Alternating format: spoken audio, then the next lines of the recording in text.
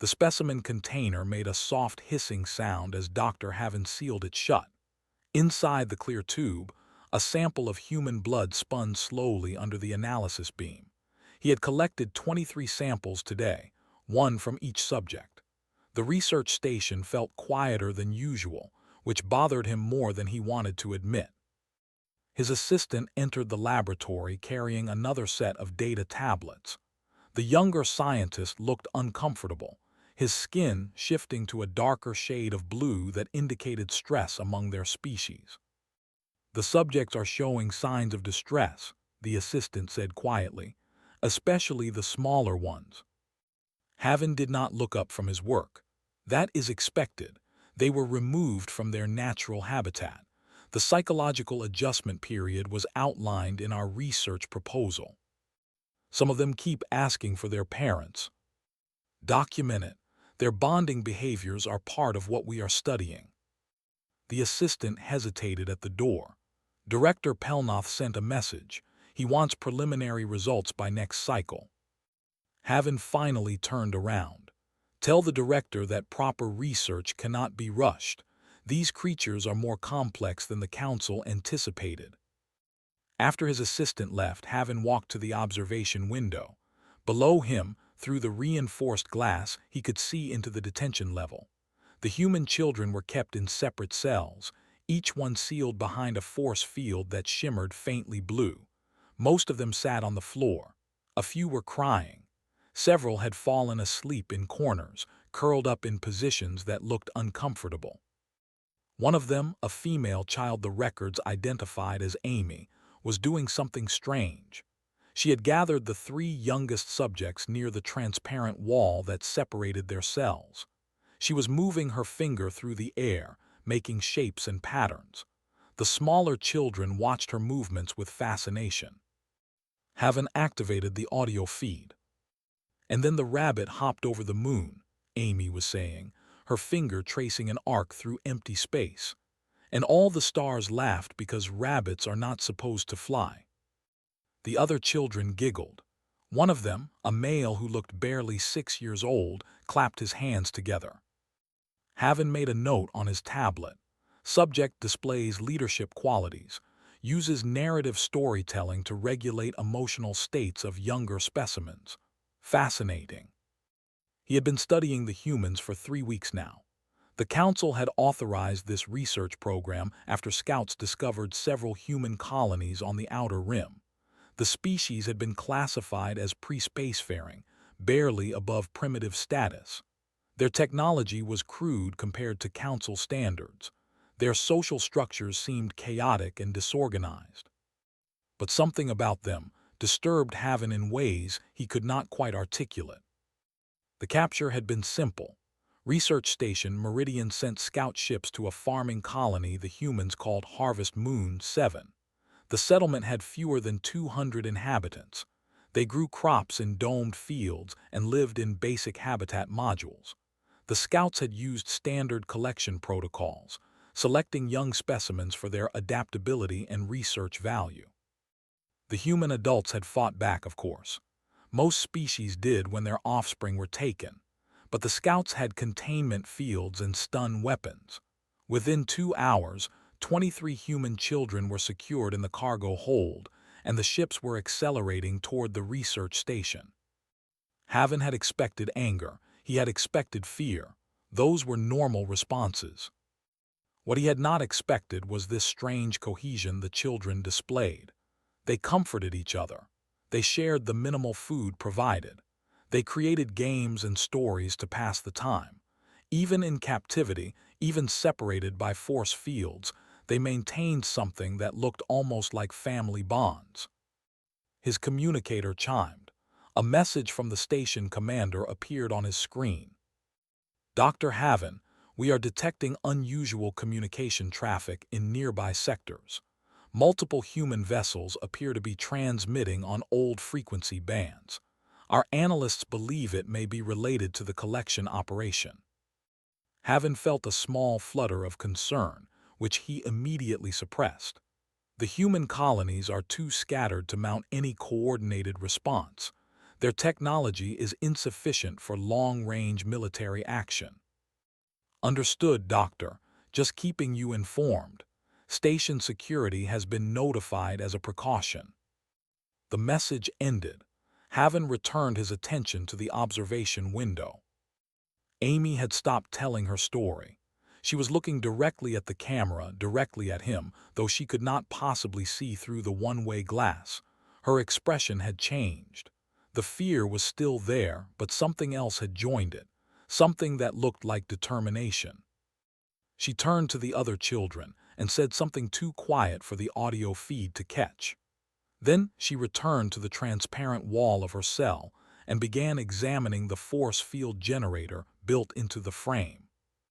Having made another note, subject displays problem-solving behavior, shows no signs of learned helplessness despite prolonged captivity. Elsewhere in the galaxy, on a patrol ship called Wanderer, Captain Ruth was reading a message that made her blood run cold. The agricultural colony on Harvest Moon 7 had sent a distress call. It had taken 3 days for the signal to reach her ship through the relay network. She read the message again, hoping she had misunderstood. 23 children, gone, alien technology signatures, council vessels. Her communications officer looked at her with wide eyes. Captain, what do we do? Ruth's hands were shaking. She forced them to be still. Send this message to every human ship, station, and colony in the network, every single one, encrypted on the old Earth channels. What should the message say? Ruth thought about her own daughter back on Earth. She thought about every parent in every human settlement across the stars. She thought about what humanity had always been, beneath the politics and the distance and the different worlds they now called home. Tell them the truth, she said quietly. Tell them the council took our children, tell them where, tell them everything we know. The officer began typing. Ruth watched the message queue fill up with destination addresses, hundreds of them, then thousands. The human network was vast, more connected than most species realized. Within 6 hours, every human in the galaxy would know what had happened. Ruth had no idea what would happen next. Humanity had no central military, no unified command. They were farmers and miners and traders scattered across 100 worlds. But she knew one thing with absolute certainty. They were about to find out what happened when you took children from a species that valued family above everything else. On Research Station Meridian, Dr. Haven continued his work, unaware that the galaxy was about to change forever. The mining colony on Shepherd's Rock received the message first. A data packet arrived through the old communication channels, the ones humanity had used before they started spreading to the stars. The message was simple and devastating.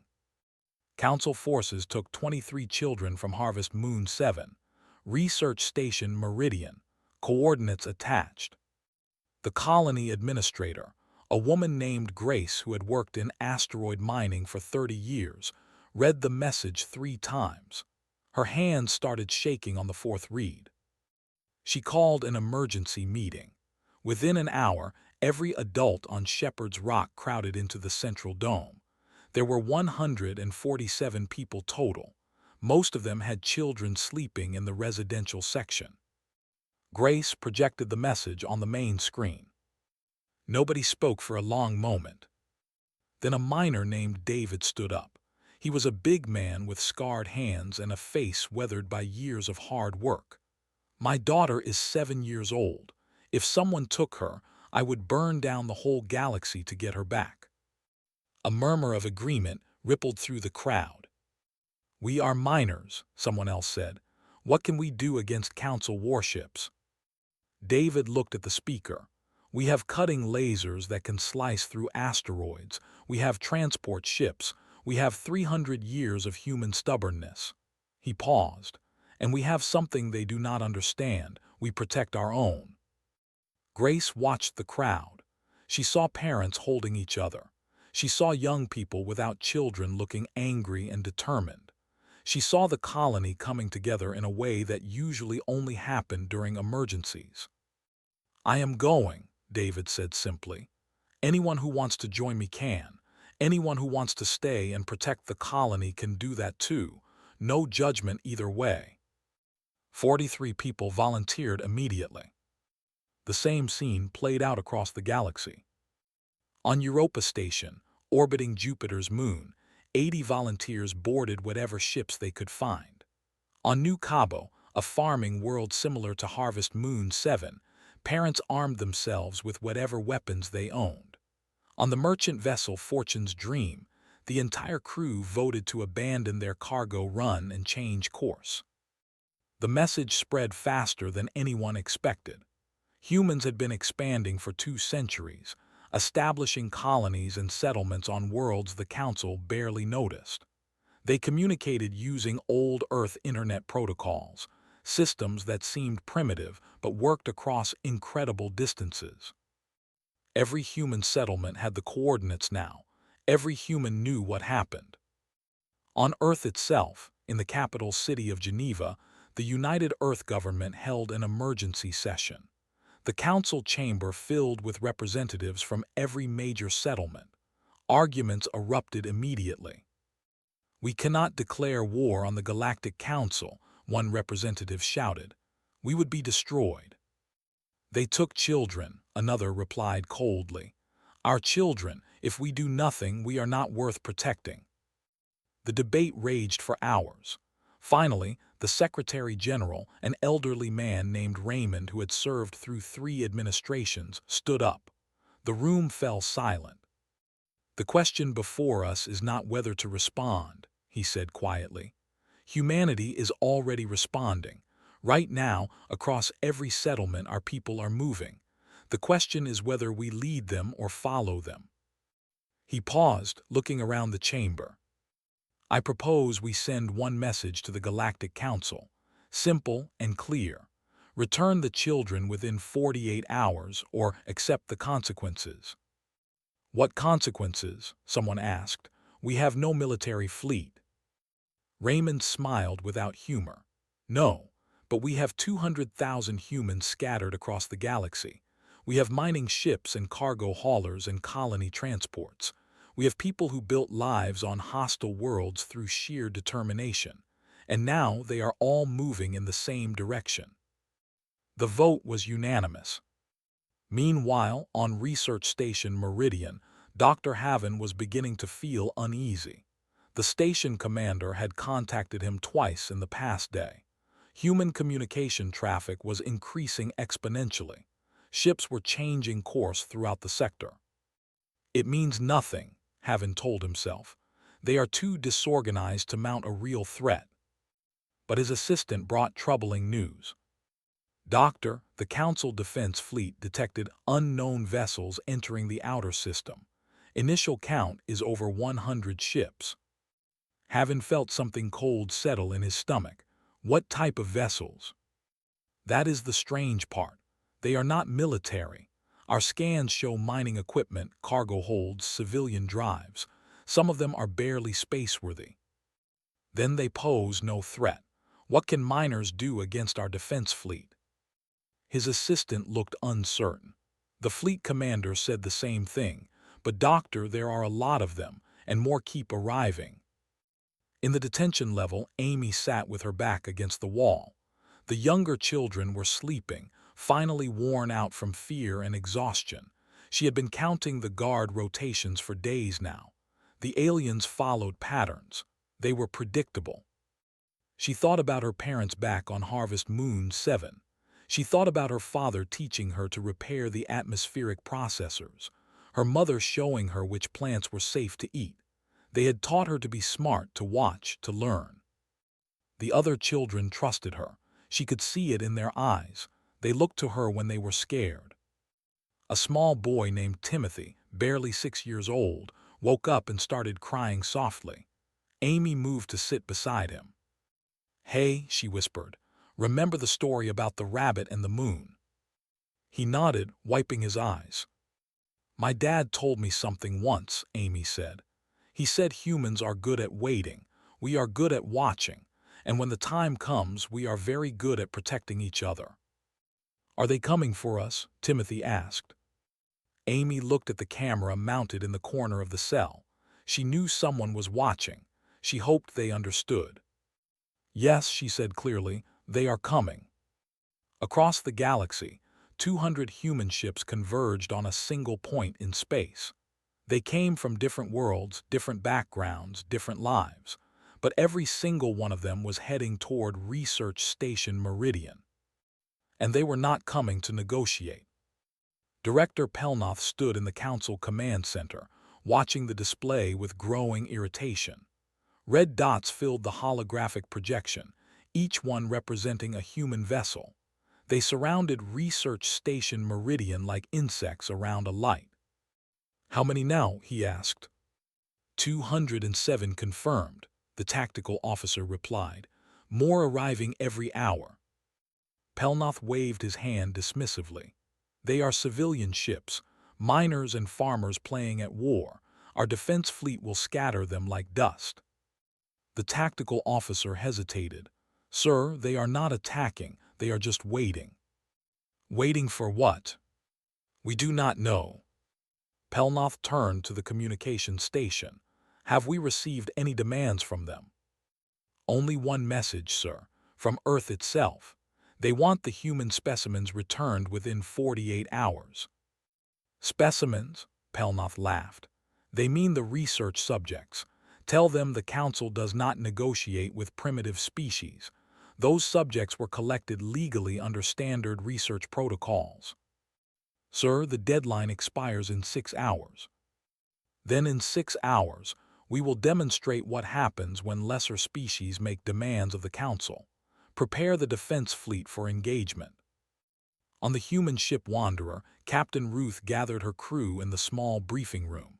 She had never commanded a military operation before. She was a patrol officer, trained to check cargo manifests and investigate distress calls. But when the call went out, when the message spread that children had been taken, she had not hesitated. Now she looked at the faces around her. These were merchants and miners, teachers and engineers. They had volunteered their ships and their lives. "The Council sent a response," Ruth said quietly. "They refused." Angry muttering filled the room. "They think we will back down," a cargo hauler captain named Paulo said. "They think we are bluffing." Ruth shook her head. "They think we are weak. They think our ships are no match for their warships. They are probably right about that." "Then what do we do?" "We do what humans have always done," Ruth said. "We adapt, we survive, and we protect what matters." She pulled up a schematic of Research Station Meridian. "Their defense fleet is positioned here between us and the station. 12 warships, all with superior firepower." "We cannot win a direct fight," someone said. "No," Ruth agreed. "But we do not need to win, we just need to get through." She pointed to different sections of the display. "Mining ships, your cutting lasers can disable weapon systems. Cargo haulers, you have reinforced hulls. You can absorb hits that would destroy smaller vessels. Personal craft, you are fast and hard to target." She looked around the room. "We are not a fleet. We are not soldiers, but every single person here knows why we came. The Council is about to learn something about humanity." Paulo leaned forward. "What is that?" "That you never, ever threaten our children." On Research Station Meridian, Amy was teaching the other children a game. It looked innocent enough, just hand movements and counting. But it was actually a timing exercise. She needed everyone to move together when the moment came. "When I say run," she told them quietly, "you run to the left side of the cell. Do not stop. Do not look back." "Why?" Timothy asked. "Because I think things are about to get loud." The children did not understand, but they trusted her. Amy had kept them calm for weeks. She had told them stories, shared her food, helped the smallest ones when they had nightmares. Dr. Haven watched from the observation room. He made notes about their social bonding patterns, their communication methods, their emotional resilience. The data was fascinating. He had never seen such strong protective behaviors in subjects so young. His communicator chimed with an alert. Battle stations. All non-essential personnel to shelter areas. Haven't felt a spike of concern. Computer, show me external view. The screen changed. Space around the station was filled with human ships. They were holding position just outside weapons range, engines glowing, waiting. They will not attack, Haven muttered. They cannot. Then the human ships moved. Fleet Commander Norvex had fought in 17 military campaigns. He had commanded Council warships against pirates, rebels, and hostile species. He was confident that these civilian vessels would break and scatter at the first sign of resistance. He was wrong. The human ships came in waves, but not like any military formation he had ever seen. They moved chaotically, unpredictably. Mining ships paired with fast courier vessels. Cargo haulers formed a loose wall while smaller craft darted between them. All ships fire at will, Norvex commanded. The Council warships opened fire. Energy beams lanced through space, striking the first wave of human vessels. 3 mining ships took direct hits and exploded. A cargo hauler lost its engine section and began spinning away. But the humans did not stop. They did not even slow down. A mining ship positioned itself in front of a Council destroyer and activated its cutting laser. The industrial tool, designed to carve through asteroids, sliced into the warship's weapon ports. The destroyer returned fire, destroying the mining ship, but its main guns were offline. Cargo haulers rammed defense platforms. They were designed to haul massive loads, built tough to survive collisions with debris. When they struck the automated defenses, both exploded, but the platforms went offline. Smaller human ships, personal yachts, and courier vessels darted through the chaos. They were not trying to fight. They were trying to get past. Norvex watched in disbelief as the human swarm overwhelmed his fleet through sheer numbers and reckless determination. They were not fighting to win. They were fighting to break through. They are insane, his tactical officer said. They know they cannot survive this. They do not care about surviving, Norvex realized. They only care about reaching the station. A cargo hauler breached the defensive line, then another, then 5 more. Human ships were streaming past the Council fleet now, taking horrific casualties but still advancing. Ruth's ship Wanderer was among them. Alarms screamed as her shields took hit after hit. Her crew worked frantically at their stations, rerouting power, patching hull breaches, keeping the engines running. "We are through," her navigator reported. Ruth looked at the station growing larger on the screen. "Boarding teams, prepare for insertion. Everyone else, cover them." She activated the general channel. "All ships, the children are in detention level 3, section 7. Get them out, nothing else matters." The human ships descended on Research Station Meridian like a storm. The first explosion shook Research Station Meridian at 3:47 station time. Emergency, alarms wailed through every corridor. Dr. Haven dropped his data tablet and grabbed onto his desk as the floor tilted beneath him. "All personnel to emergency stations," the automated voice announced. "Hull breach on outer ring, section 12. Containment fields activated." Haven ran to the observation window. Outside, human ships swarmed the station like angry insects. Some were attaching docking clamps to airlocks. Others used cutting equipment to carve new entrances through the hull. Debris from destroyed vessels floated everywhere, mixing with the wreckage of defense platforms. His communicator buzzed with frantic messages. Security forces were engaging human boarders on multiple levels. The humans were not following any sensible strategy.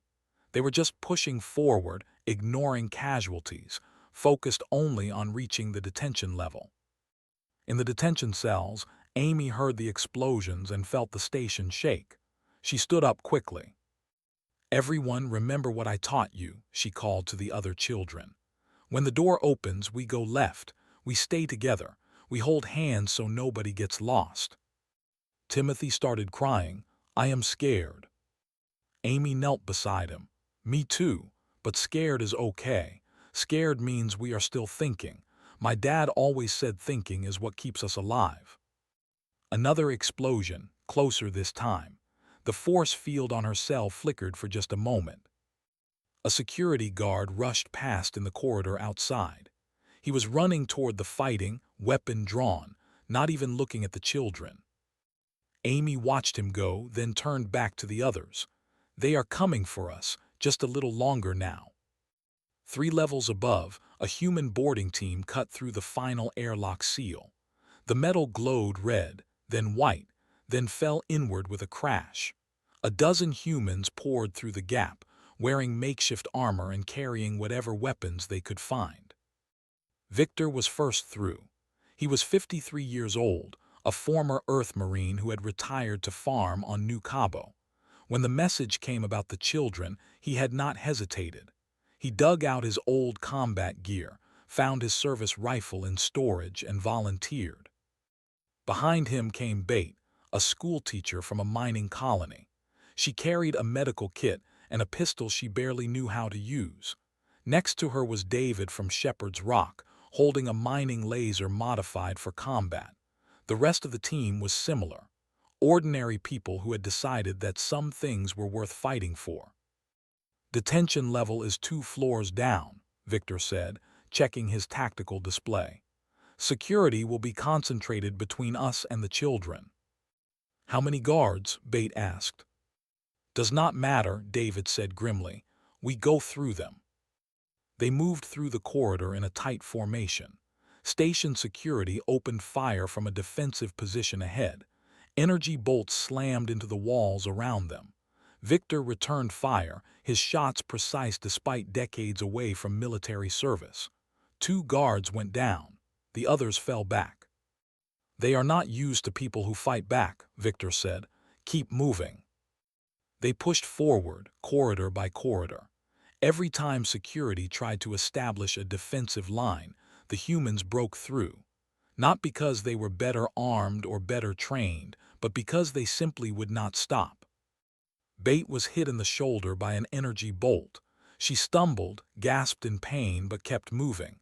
David caught her arm. "I am fine," she said through gritted teeth. "Just keep going." Dr. Haven watched the security feeds in growing horror. The humans were taking terrible casualties, but they kept coming. For everyone that fell, 2 more pushed forward. They moved with a unity he had never observed in any species. "Why are they doing this?" his assistant asked, voice shaking. "The subjects are not even their own offspring." Haven stared at the screen. He was beginning to understand something terrible. It does not matter to them. They are all human children. That is enough. His assistant looked confused. "But that makes no evolutionary sense. Resources should be directed toward one's own genetic line." "They do not think like that," Haven said quietly. "We made a mistake, a very serious mistake." Director Pelnoth appeared on the communication screen, his face dark with anger. "Haven, secure those subjects immediately. Move them to a more protected location."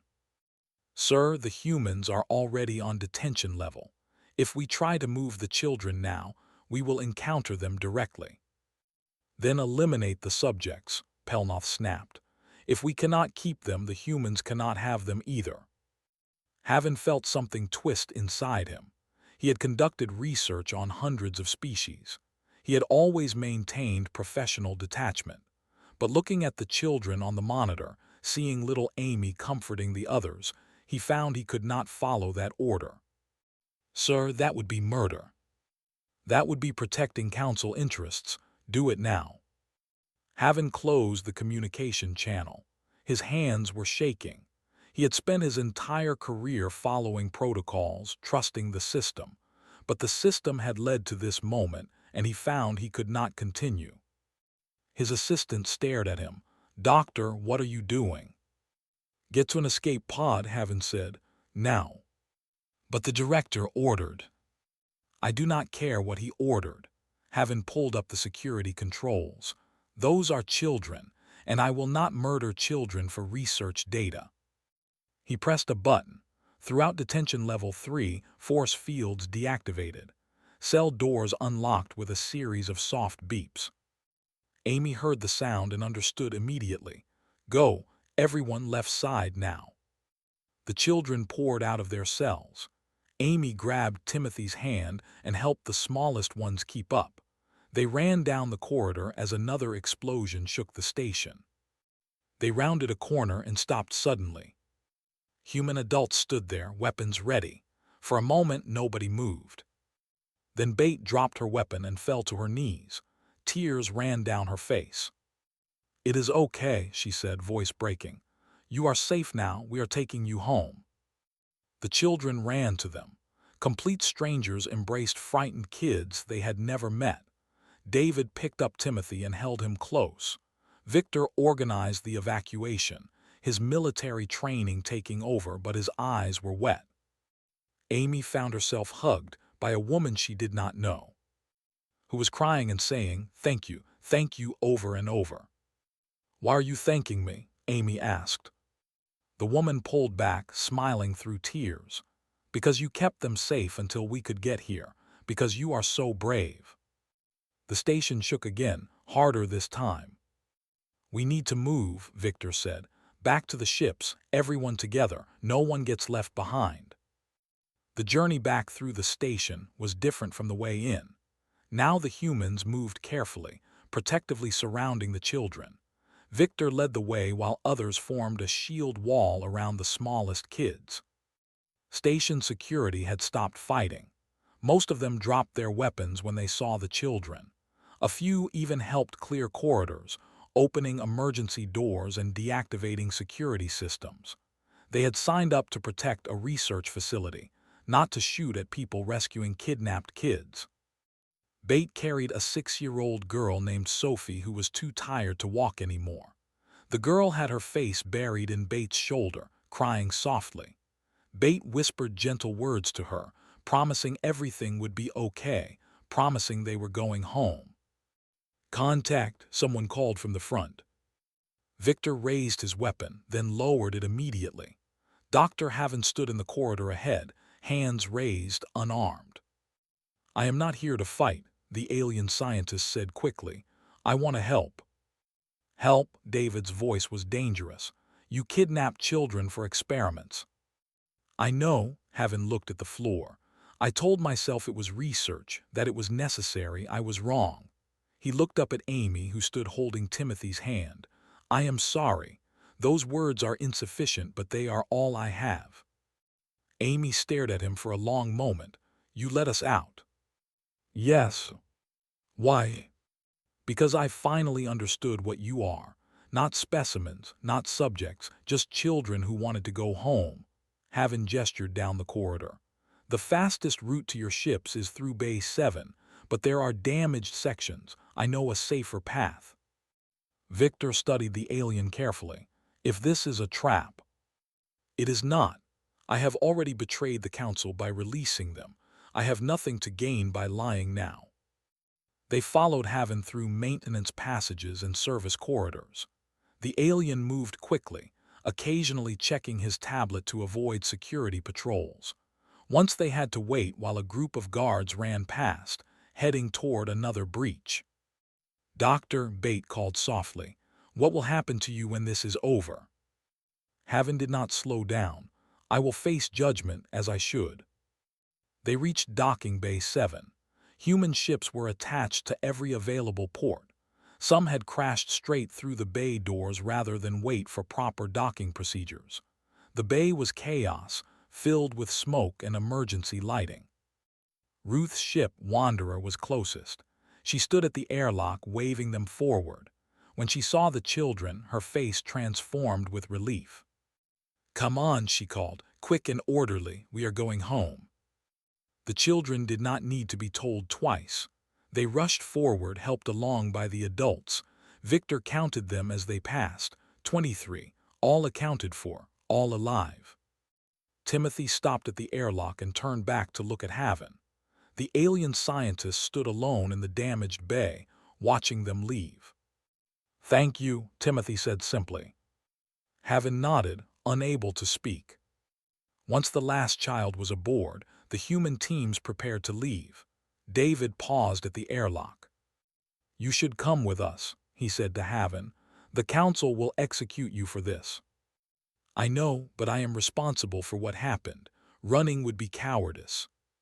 Staying is suicide." "Perhaps, but it is my choice." David shook his head, then climbed aboard. The airlock sealed.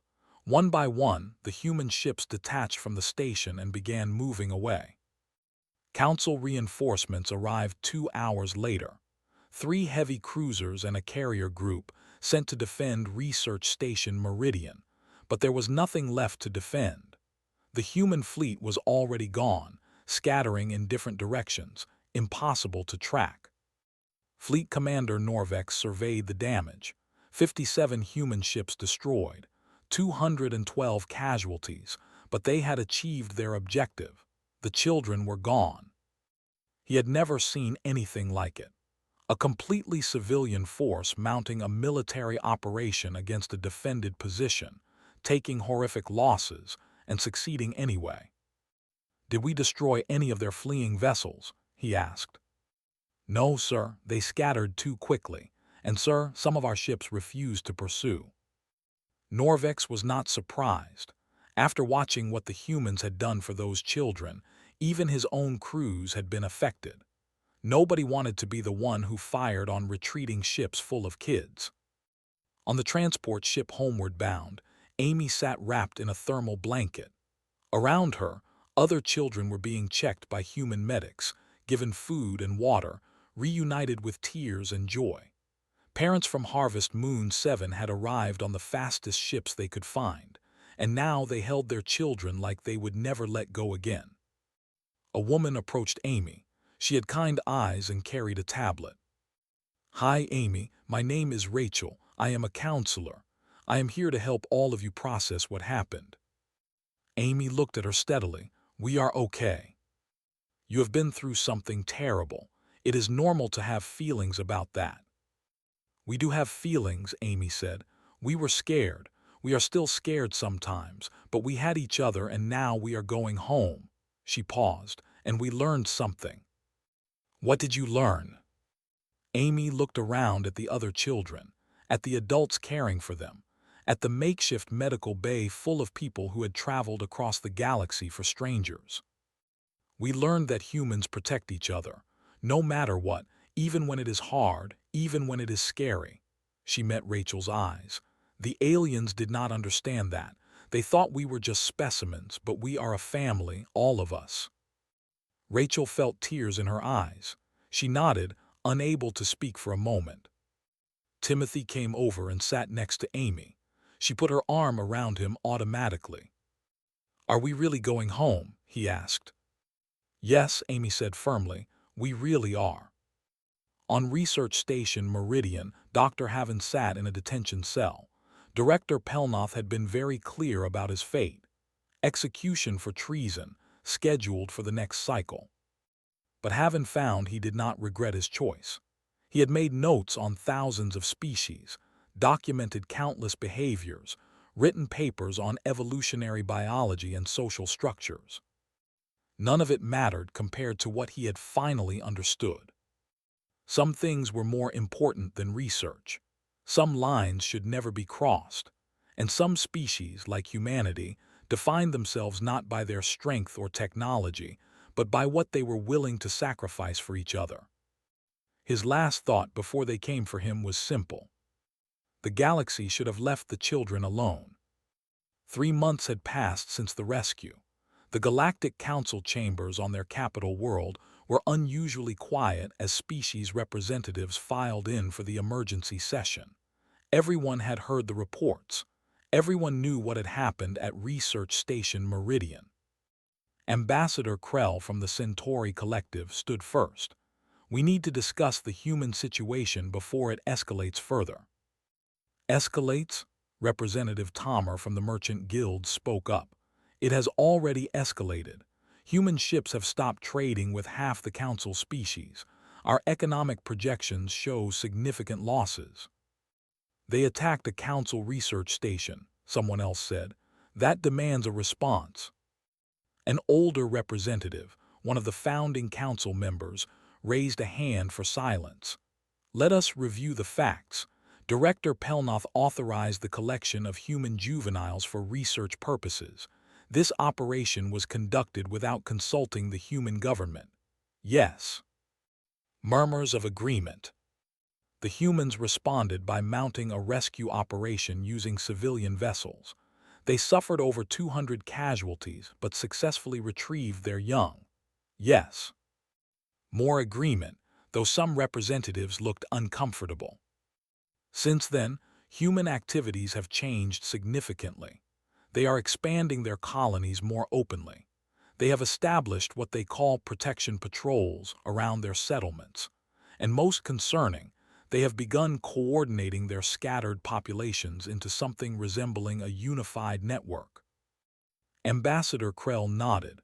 Before this incident, we classified humans as pre-spacefaring, technologically primitive, socially disorganized. Our intelligence was wrong. They are still primitive, Tomer argued. Their ships are crude, their weapons are basic. And yet they defeated a Council defense fleet. They overwhelmed us with numbers and reckless tactics. The older representative leaned forward. Yes, they did, and that should concern us more than anything else.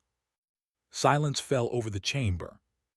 We assumed humans valued their lives above objectives, the representative continued. We assumed they would negotiate when faced with superior force. We assumed they would behave rationally according to our understanding of rational behavior. They behaved like savages, someone muttered. No, they behaved like parents. The representative pulled up holographic footage from the battle. It showed mining ships ramming defense platforms, cargo haulers absorbing fire to protect smaller craft, civilian vessels charging warships without hesitation. Look at this. Really look at it. These were not soldiers following orders. These were individuals who chose to risk everything for children they had never met, because those children were human and that was enough. The footage changed, showing the interior of Detention Level 3, Amy teaching the younger children, Bate crying as she embraced them, Victor counting heads to make sure everyone made it out. We studied them as specimens, the representative said quietly. We treated them as research subjects, and in doing so, we revealed something about ourselves. We have become so detached, so clinical, that we forgot what it means to protect the vulnerable. Director Pelnoth, who had been sitting silently, finally spoke. Are we really going to let this incident dictate Council policy? They violated our sovereignty. You kidnapped children, Ambassador Krell cut him off. There is no amount of political language that changes what you did. It was authorized research. On sentient beings, on juveniles, without consent or notification. Krell's voice was cold. You gave us all a lesson, Director. You showed us what happens when we forget that other species have different values, different priorities, different lines that cannot be crossed. The vote was overwhelming. Director Pelnoth was removed from his position immediately. All detained Council personnel from Research Station Meridian were released to human custody. The Council issued a formal apology to the United Earth government. And they passed a new law. Human settlements were now classified as protected zones. Any unauthorized approach to human colonies would be treated as a hostile act. Research on human subjects was permanently banned. Ambassador Krell was assigned to deliver the apology personally. He traveled to Earth, to the city of Geneva, where the human government maintained its headquarters. He expected military displays, threats, demands for reparations. Instead, he found a quiet meeting room with a simple table and chairs. Secretary General Raymond greeted him politely. Thank you for coming, Ambassador. I am here to deliver the Council's formal apology, and discuss reparations. Raymond sat down slowly. He looked tired. We do not want reparations, Ambassador. Krell was surprised. The Council is prepared to offer significant compensation for what was done. Money will not heal what happened to those children, or the families who lost people in the rescue. Raymond looked at him steadily. What we want is your assurance that this never happens again, to anyone. The Council has passed legislation. I am not talking about laws, Ambassador. I am talking about understanding. Do you understand what you did wrong? Krell thought carefully before answering. We failed to recognize that different species have different values. We applied our own standards to beings who operate under different principles. Close, Raymond said, but not quite. You failed to recognize that children are not research subjects. They are not specimens or data points. They are young beings who depend on adults to protect them, to care for them, to keep them safe. He pulled up an image on the screen. It showed Amy back on Harvest Moon 7, playing with other children, laughing in the sun. That girl kept 22 other children calm and hopeful during their captivity. She was 10 years old, and when our people came for them, she was ready because she never stopped believing we would. Raymond turned off the screen. Humanity is not special, Ambassador. We are not superior, but we do take care of our young, all of our young, and anyone who threatens them will find out what 200,000 angry humans scattered across the galaxy can do when they work together. Krell nodded slowly. The Council understands now. I hope so, because we are not going anywhere. We will keep expanding, keep building colonies, keep having children and raising families on distant worlds, and every single one of those settlements will be protected by every other human in the galaxy. The meeting ended shortly after. Krell reported back to the Council that the humans had accepted the apology. He did not tell them how unsettled he felt. On Harvest Moon 7, Amy sat with her parents watching the sunset. The colony had recovered from the raid. New security systems were in place. Human patrol ships checked in regularly. Her father put his arm around her shoulders. How are you doing, sweetheart? I am okay, Dad, really. Rachel said you have been helping the other kids who were taken, talking to them about it. Amy nodded. Someone has to. We went through it together. We should heal together, too. Her mother smiled, though her eyes were sad. You grew up too fast. Maybe, but I learned important things. Amy looked at them seriously. I learned that family is not just the people in your house. It is everyone who will come for you when you are scared, everyone who will fight to bring you home. She looked up at the stars beginning to appear in the darkening sky. The whole galaxy knows now. You do not take human children because we protect each other, always.